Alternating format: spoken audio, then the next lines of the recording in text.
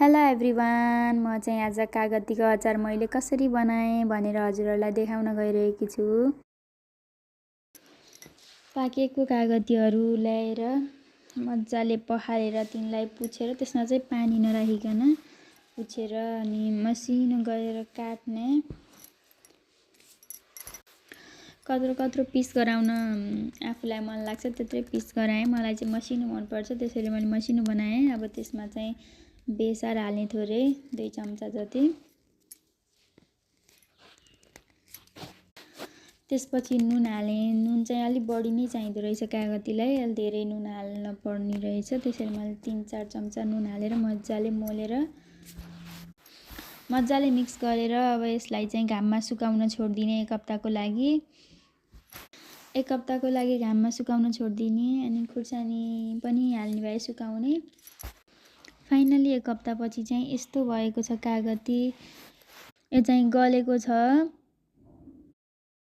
अब चाहिँ हामी यसमा चाहिँ सुकाएको खुर्सानी एड गर्ने अनि यो मसला यो चाहिँ बजारमा पाइन्छ। यसमा चाहिँ सबै कुराहरू मिक्स भएको हुन्छ। मिक्स अचार मसला भनेपछि पाइन्छ। यो चाहिँ एकदम राम्रो हुन्छ। यसमा सब कुराहरू हुन्छ।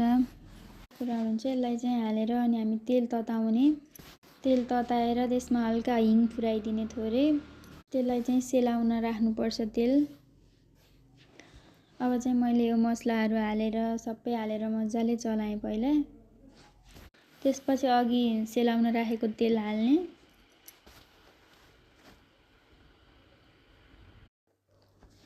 तेल हालिसकेपछि त्यसलाई मजाले चलाउने अनि चाहिँ त्यहाँ नुन चाख्ने। त्यो अचार मसलामा नुन हुन्छ।